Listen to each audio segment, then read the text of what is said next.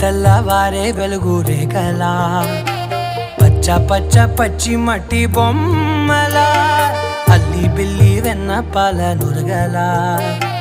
అచ్చ తెలుగు ఇంటి పూల కొమ్మలా దేవదేవుడే పంపగా ఇలా దేవతే మా ఇంట అడుగే పెట్టెనంట బ్రహ్మ కళ్ళలో కాంతులే మా అమ్మలా మా కోసం మళ్ళీ లాలి పాడేనంట.